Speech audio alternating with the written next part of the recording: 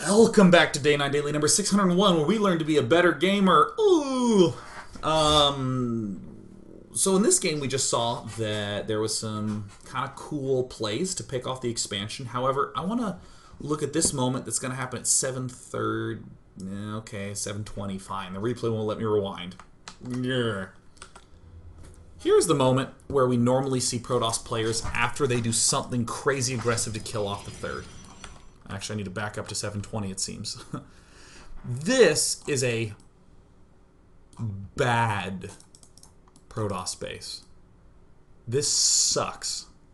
There's no Twilight Council. There's no Robo. Our gateway count is very low. We're at 2. We have a Stargate, which is not a good mid and late game unit. It's only good early to harass, unless we're going for mass void rays. But all our options are severely limited by the fact that we don't have any damn gas. I mean, hell, we don't even have enough money to start a Robo right now. We can't do anything. So this is typically the way that older PvZs would go. The Protoss player would do amazing damage, kill off the third base, and then die anyways in the mid game. You'll see a lot of foreigner versus Korean games from past MLGs that were exactly that, period. The foreign player would go like 7-8 gate off 2 base, or Stargate 6 gate off 2 base, or just Robo, whatever, kill off the third, and it's like, yeah, and everyone's like, foreigners fighting, and then foreigners die because there was no good follow-up. So let me show you the good follow-up. Word.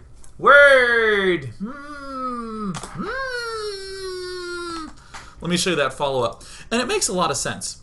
If we kill this off, we're going to be against a 2-base Zerg. We even see Symbol going for this sort of lingy stuff, but that's less relevant. We've already focused on minerals, so we're going to go not 1 forge, but 2 forge. Because by killing this off, we've bought ourselves a lot of time. We're not only going to be defending for quite some time, but we also know that Zerg is going to be quite behind on whatever it is he's doing. He's going to have to take some time to rebuild this. This is a lot of lost larva. Because don't forget that those larva injects pop off pretty frequently. 40 seconds. I mean, if it takes him a few minutes to rebuild, this is like 20 larvae down. So this is great. So again, delayed. And also, forge upgrades are super inexpensive on the gas. So we just kill off this base and then back away. Continuing to harass 5 Phoenix, a great number to stop at. We're really screwing over our opponents. Well, I mean, we're doing damage. Like, this unit's loss tab is kind of deceptive.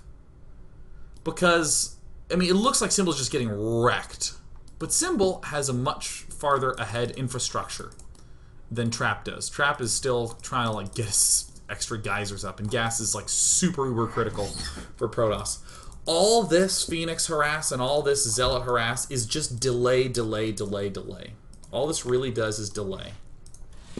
So now we're going to be chrono boosting our probes a lot. We're not really chrono boosting these immediately. We want to make sure we get 16 up here and 16 up here, mining minerals, 3 in each gas before we really begin considering chronoing dem forgies. Fudgy. So this is a really nice play. If you're fast enough, you can lift these drones. I told you it was about delay. Now, we don't have a ton of sentries. We mainly have the mothership core to be able to do the, whatever it is, Nexus cannon. You know. And charge will be coming up right away.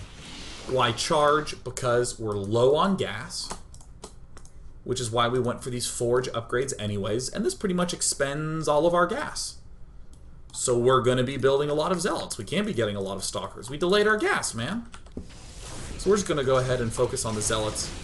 Plus zealots, given their large number, is an excellent way to leverage all these upgrades that we have. Lot of good stuff. So it's pretty common to see the 4 gate and then expand. This is a little earlier just due to the fact that we've seen mostly lings and not a lot of roaches. We would probably wait until, you know, we had some extra gateways here if we were up against a more roachy player, but we're not. So, pretty simple. Make lots of zealots, and lots and lots and lots of zealots, and get lots and lots of upgrades. The 2-2 does want to be chrono boosted a lot. Not a lot of archons. Just gonna go like, you know, 1. Cannons are good. 6 gates total. You know, not like 8 to 12. Just 6. A modest 6 focusing on cannons. Focusing on chronoing these things. Getting some pylons in there. And a rather tiny force.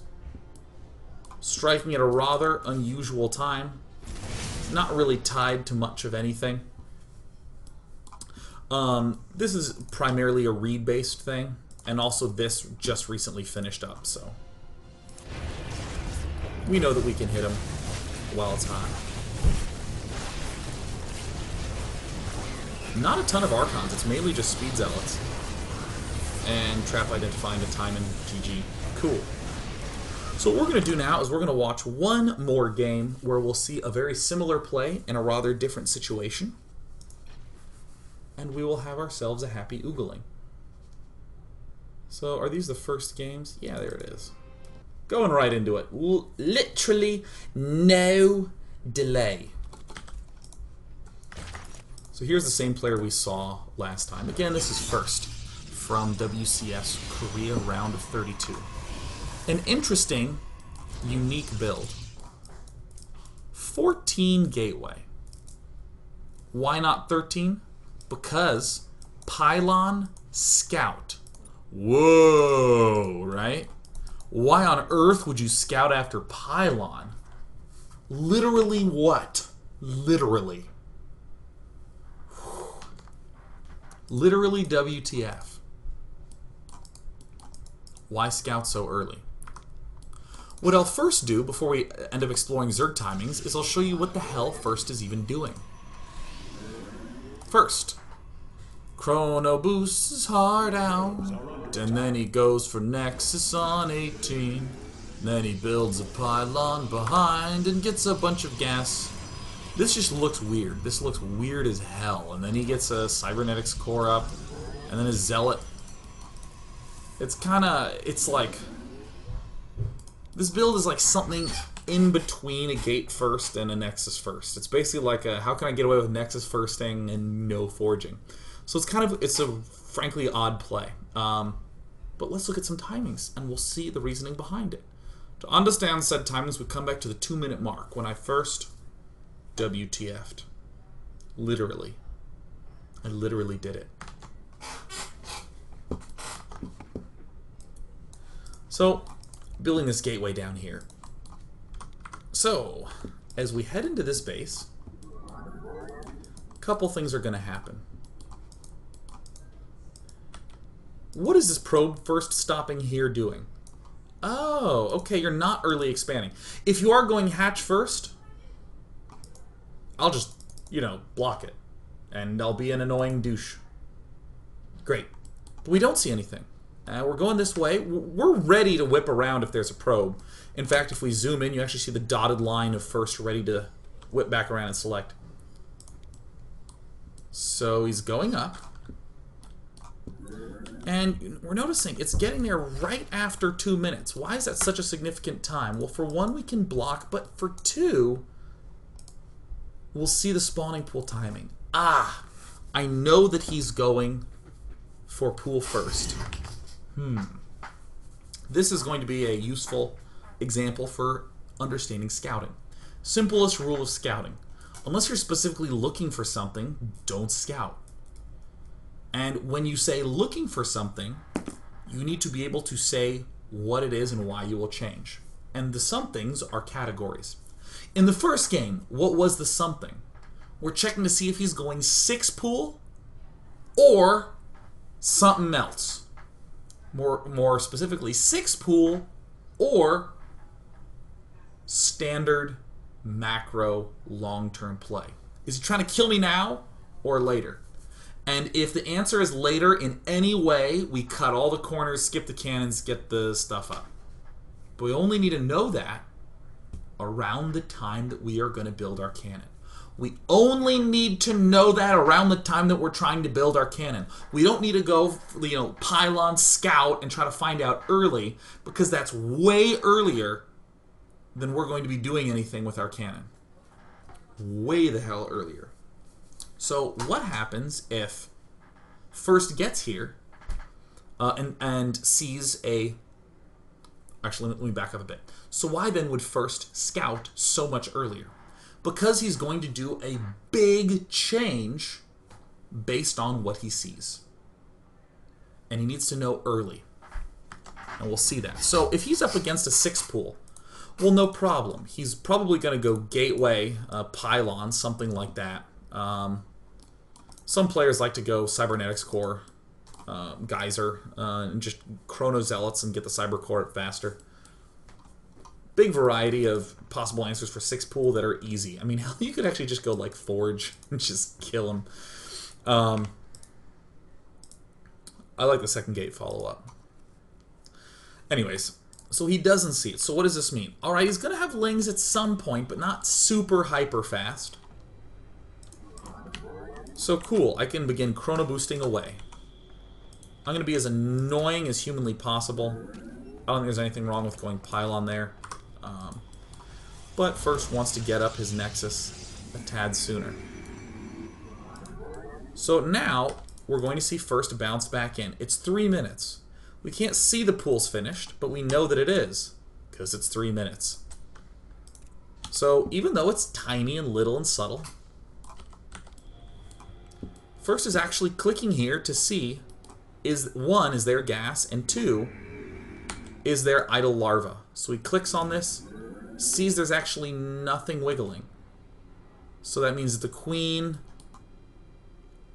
Okay, it's actually not wiggling, so there's no queen. It's actually zerglings coming out soon. Ah.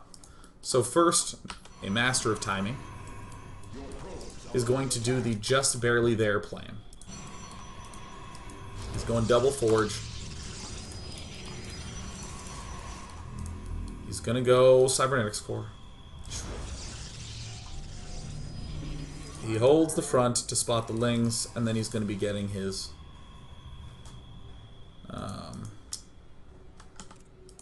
dudes out, his zealot out, and is literally just a few seconds late. Now these are zerglings from a standard pool timing, rushing as fast as humanly possible down to this bottom side. So it's a little unfortunate that first was behind by like a quarter second. But that's fine, no big deal. This is not going to be catastrophic because we just chrono boost out a stalker and we're fine. What would happen if we were up against an opponent who went for hatch and pool? We would definitely mess with and delay his hatch a lot. Which means that we could probably build a pylon here and block him. And that 100 minerals for that pylon is what would replace the 100 minerals spent on this zealot. Ta-da! Isn't that cool? It's all adding up to the same amount of money. Just little rearrangements. Stalker is being truant on the job. I mean, I will note, it's one thing to be able to say, alright, you harass him if he's expanding. Alright, you just build a zealot if he's attacking. But it's important to keep track of where the translation of this money is going along. So if we spent this 100 here, this would be delayed. This would be a little delayed, but we would have caught back up right now. So our Stargate, very notably, would not be delayed. This is not the 445 Stargate of last game. This is a 545 Stargate of this game. And this probe, I think, from first is being a little bit truant. He's not checking the third. But we already know some nice timings. If this third is 20 seconds out, we can be pretty sure that he went for, like, pool speed or maybe is doing something notable. But because it's done, we know we're up against something pretty gosh darn fast. Now, this probe... Oh, gosh, why is this probe being so truant? It seems so derpy. First, clearing out some funny monkey business. Now, the logic of Stargate plays still holds. We go Stargate to discourage mutalisks. We're harassing, that's fine. But this is really what this probe is for. This is what this first little harassy bit of dudes are for. We're getting these gateways up here to do that same lovely little play that we saw prior. Forge there to help complete the wall off, but... Go first. Does he cancel or does he just leave it there? I hate it when I do this. I hate this so much when I do this. Anyways, where is his... Phoenix is at? Alright, so Phoenix is moving out. The Phoenixes didn't rush down here because the Overlord was already killed off by this Stalker. Or maybe it was the Sentry. Yeah, it was probably the Stalker. I just know because I saw it die. Something killed it off, right? So then, yeah, he's doing the usual spread to deny some scouting. And great. We are delaying these geysers as well. And then here's warpin round number 1. And warpin round number 2. Joink, joink, joink. And here it is, coming in with a completely different build. Why does this seem to work? This is happening so late. In the other game, it struck at 740. This one's striking at 850. Why on earth would that be good? Well, it all comes back to seeing what's going on with the Zerg and understanding what it all means. So let's take a look at Roro's play. Roro is going for the very Stefano circa 2011-2012 play, getting the hatch up at 415. And drones, drones, drones. There's really not much else you can do as a Zerg player who's macroing well, other than build drones at the start of the game. As in, like, you just don't have enough money to do anything else. I mean, here the Overlords finish, and boom, all the money's spent. There's a little larva left over. Gosh, we gotta get a third queen soon. Yuck, yuck, yuck.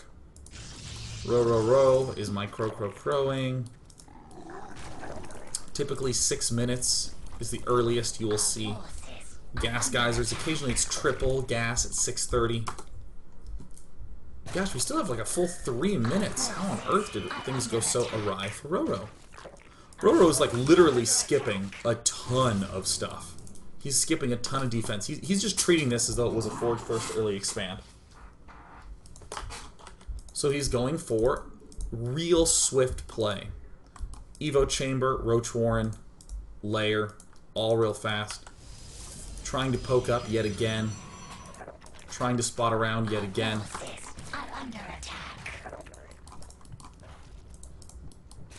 And we don't like to sit with the illusion of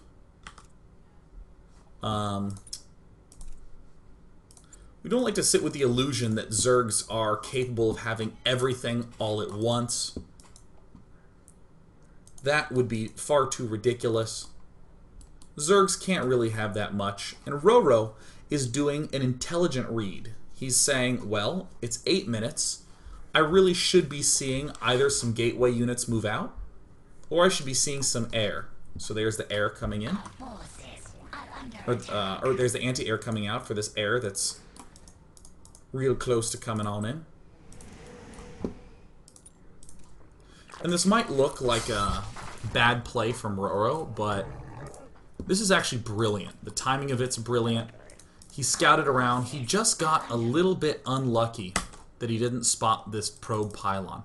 Now, you could say, well, that's dumb. Why would we take this as a win condition? Well, if this probe were picked off earlier, these units, and where's my mothership core, could move out, clear out this area, and build a pylon, and do the same thing. It's not guaranteed, but hell, you can even abandon this plan and just go for the double forge immediately. Although that is ill-advised. And then Roro just gets totally screwed hard here. Now we're going to watch the rest of this game because I will say, in the opening stage, Roro was way ahead. Way, way, way, way, way ahead. Give him everything panned out. But first, it does a nice job whacking away at this. And remember, we're discouraging Mutalisks, that's it. We can't say for certain that he will go for Hydras. We just know that we've discouraged Mutalisks at this point. So we see all these roaches. Same response, getting the 1-1 upgrade, getting the Twilight Council. Looks like we have 3 gates. Trying to hold strong. And this is kind of a cool choice. Robo and 3 gates. In the other game, we just saw gate expand. But in this game, oh my gosh, roaches! So we go for the Immortals, but nothing else too extreme. We still want to be spending most of our gas on these ups. So, of course, it's one of the more complicated builds for last, but yep, going charge, because we're spending so much gas on these upgrades. Really obvious what you spend your Chrono Boost on. Immortals! 1-1s!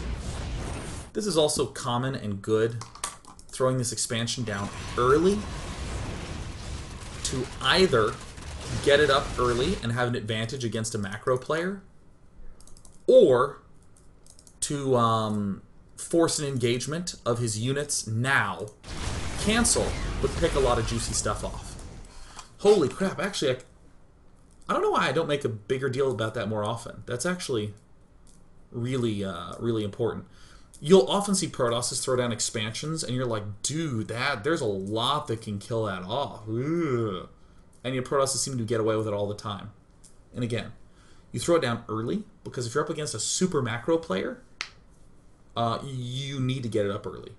But if you're against a guy who has some units, or a lot of units, you're going to find out quickly if he has a lot and retreat and cancel it and lose 100. Which is fine. It's fine to lose 100 minerals for the knowledge that that guy crippled his economy. Or you're going to have a small set of units like this. You're going to have to cancel, but you'll kill some stuff off. And indeed, more than 100 minerals were killed off, but a little time was lost. So that's why players generally expand like 30 seconds to a minute before it actually looks safe. And if you do expand, please throw 2 pylons here, please. Pretty please. Do not try to rely on warpins behind the wall. The only people that should be north of the wall are the Knights of the Black Watch.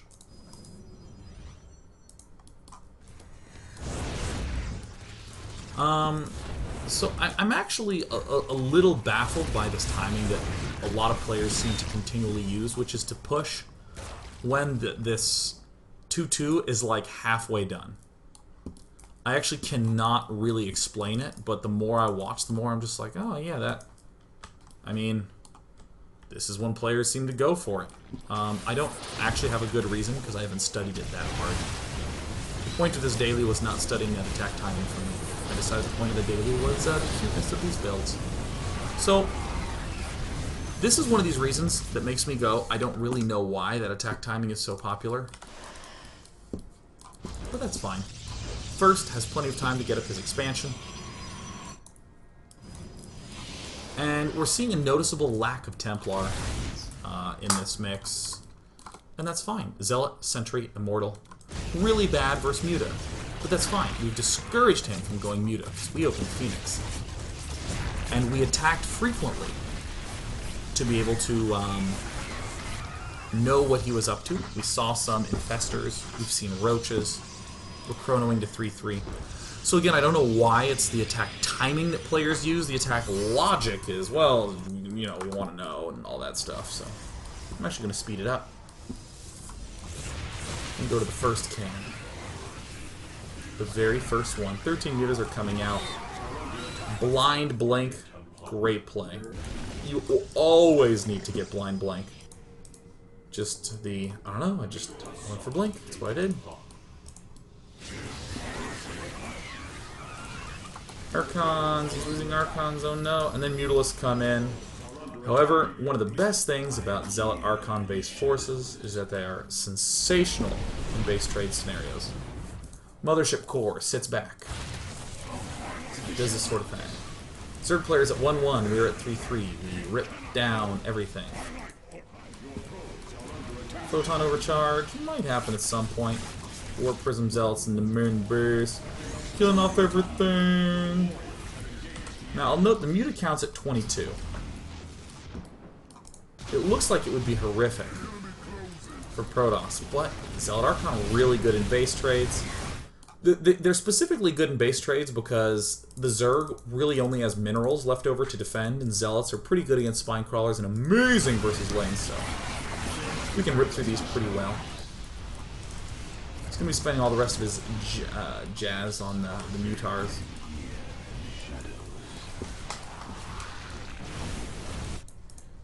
So first, just turn around, you know, bring stuff off. Literally just waltzed right through and just decimated all the Zerg bases in a matter of seconds. Nice. Blind blink. Blind blink. Whoa, whoa. In unit counting station, we see 21 Mutalisks. Is that all the Mutalisks? Where are all the Mutalisks? Oh, there's some there. But, of course, when the final engagement comes, the Mutalisks literally cannot get anywhere close to the Archons. And if they do, they erupt.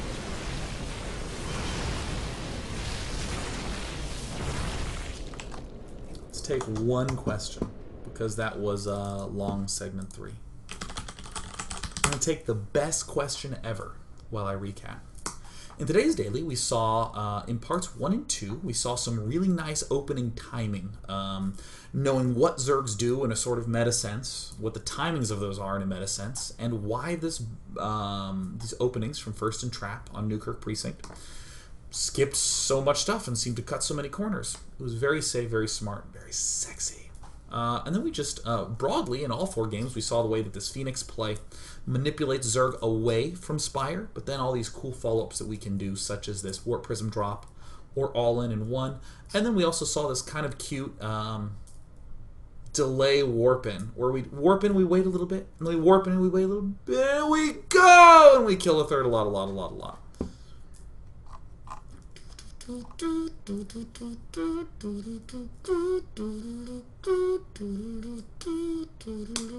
Great question from L. Lieutenant Smash 324. Day 9, you talked a lot about discouraging mutas.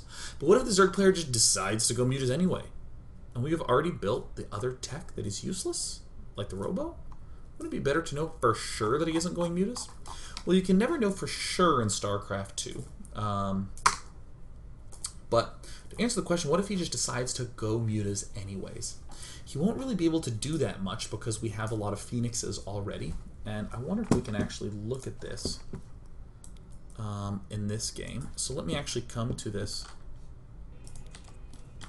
moment in time. So this is Roro going for 3 base. And I want you to note that, you know, a lot of this harassment does end up coming at 9. But what I'll rather do is I'm going to see if I can actually calculate this. So I'm at 820. Why 820? Because this layer literally just finished. Quite literally. So if we built a Spire right now, it would be 100 seconds. So in other words, it would finish up right at 10. We only have 2 geysers right now. So that means as Zerg, our gas income is 224 a minute. So the Protoss player who already has 3 Phoenixes will have 5 or so Phoenixes when our Mutalisks even can start constructing. We're only really going to be able to pop out with like 13 Mutas. And as Protoss, we're happy, we're fine with that. We also have so much other stuff that we've been able to do. If Zergs rush for Mutalisks, he will be in bad shape. Whew, will he be in shit shape? I mean, we'll have so much stuff. Yeah, I mean, I just can't imagine Zerg having much of anything else. I mean, we'll have only Zerglings. Gosh, we could have probably attacked in 1 already. In the case where he delays and then goes mutas, that's what the sort of continued Phoenix harassment is for, and why there's a lot of attack timings thrown in at the start. I think probably more simply, he can't rush for mutas because we'll kill him and we'll see it. If he does something else and then follows into that a whole bunch of mutas, that's probably the biggest concern. But even then, it won't happen until around 13 minutes. So we'll have ample time to sort of check. And we'll see other signals. Like if he goes Roach, it's much more likely for him to be transitioning into Mutalist because he has the resources. I'm hungry. I'm going to go. Thank you so much for watching. Had a wonderful time. I'll see you tomorrow for my birthday where I'll be telling stories on stream. Bam! Tune into MLG this weekend, MLG.tv, because I'll be casting Spaceman Fred. Let's listen to some music, guys. Thanks for watching. Bye-bye.